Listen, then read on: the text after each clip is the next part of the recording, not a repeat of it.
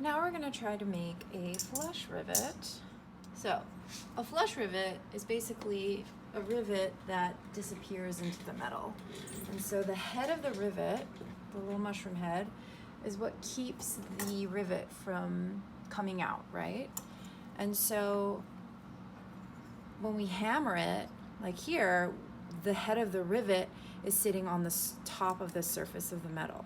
In a flush rivet, the head of the rivet is actually countersunk underneath the top level of the metal.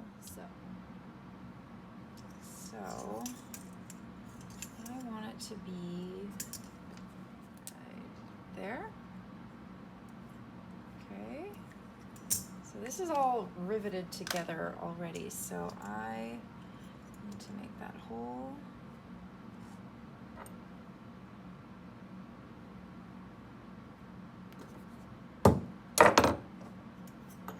I'm going to use a thick drill bit again, or the thicker one that we have, which is the number 52, because it's the right size for these brass rivets. I'm going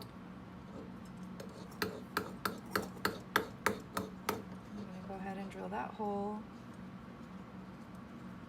Now, I want to make sure that directly under the brass piece is the wood. I'm not going to try and drill in this way. It just would be unstable. It would make things harder.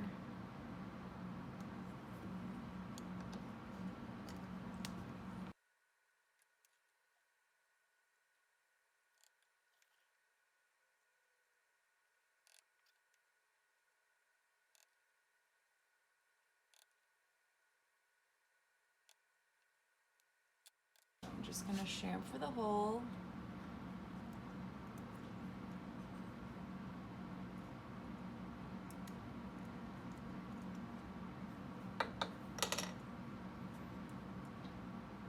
I'm going to position it where I want it to be.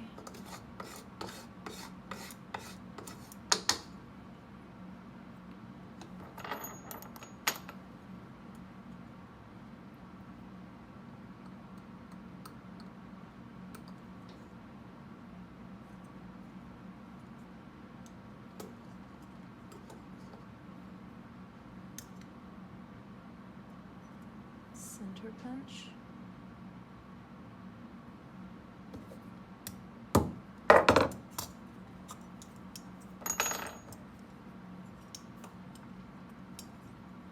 And then again, there's this rivet back here, and if I were to just put the whole thing on there, it would be kind of unstable. So I like to make sure that, you know, any protruding parts are off of the wooden piece, off of our little wooden plate.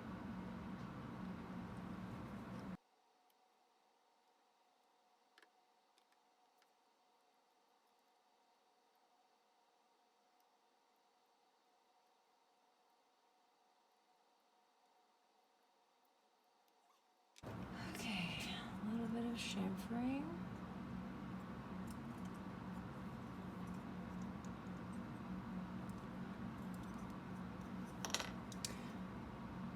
So, I'm going to slide this in. Hopefully it fits. Ooh.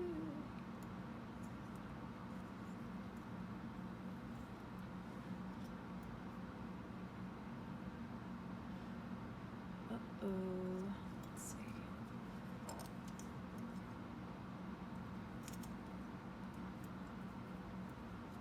So my holes didn't quite line up, so I'm actually going to try and shave a little bit of that so it opens it up just enough for it to go in. No. Does that go in? Yes.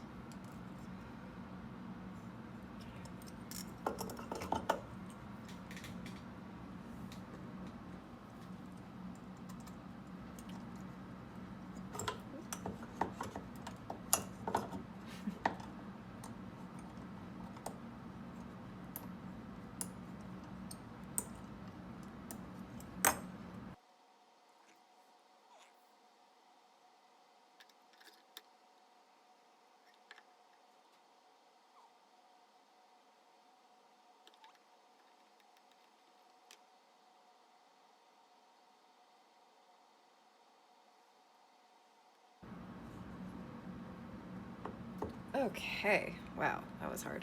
All right, so I'm actually gonna put this light hammer down.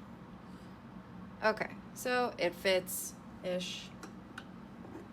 Now, what we do want to do is we want to countersink the brass, because that's where the head, I want the head to be, right? The one that I'm gonna make. So I'm gonna take my big drill bit. I'm going to countersink it. Do you guys see? There's basically, it's like a funnel shape now, right? So here's the hole originally, and then I took the top portion and I opened up the hole. So now it's shaped like this on the top. I want to go maybe like a third of the way. I don't want the hole to be so big that the rivet head isn't going to fill it. So we're going to slide this guy back in.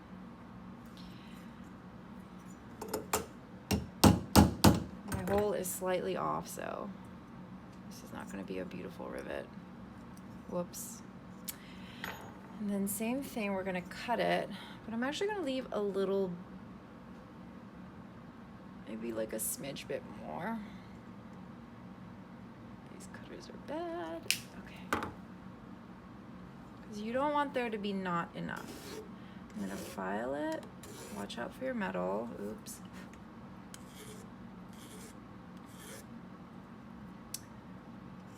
You can also pop it out and file it. I like it in because it helps hold the piece and stabilize it.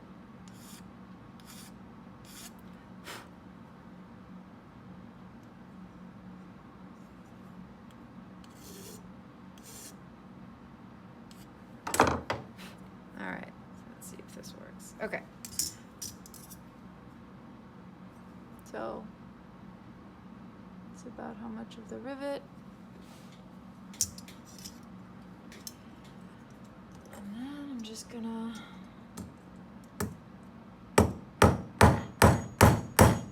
so directly from the top. This is not the way that you're supposed to actually rivet because we don't have proper riveting hammers, but this does the job.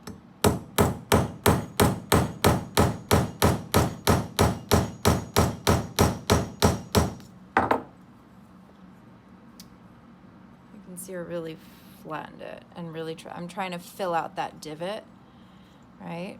And kind of flatten the back as well, but I actually don't mind that.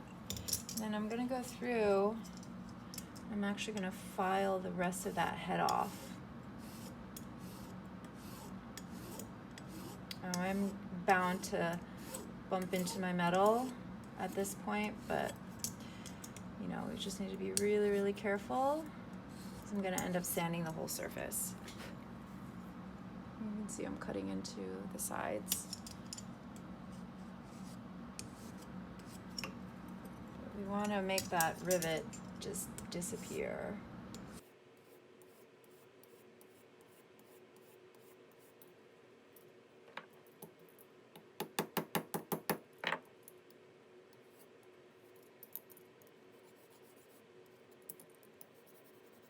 File as much as you can, and then we're going to move on to our sanding sticks.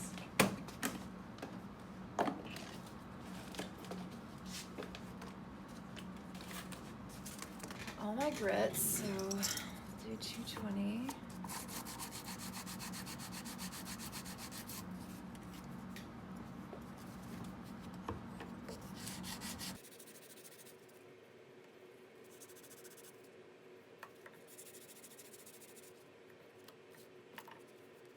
I'm gonna rip this top layer off because it's still working, but I want it to be a fresh piece.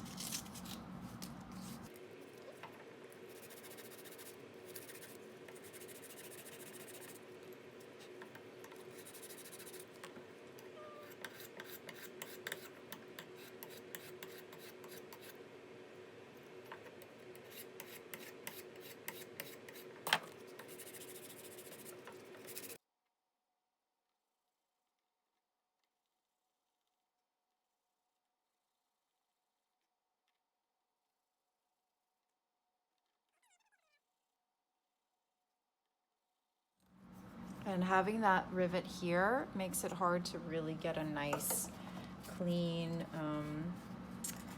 sanded finish right now. This is just a sample, so I will live.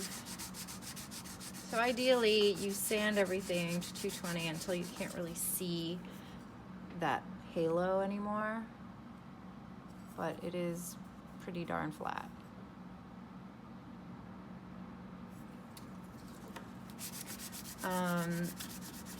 And this drill bit, I would say, is a little bit too big. Like, it was too wide of a flare, but we only have 3 drill bits in our kit.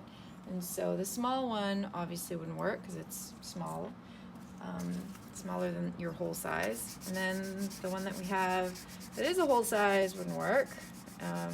So the next step up being this. It is not super ideal, but it totally works if you're just trying to get a rivet head to basically disappear a little bit. But now it's in there. If I try to open it, it won't, right? Pull it apart because that head is countersunk underneath the surface of the metal. So if you guys have smaller drill bits that are larger than the hole, that would be better.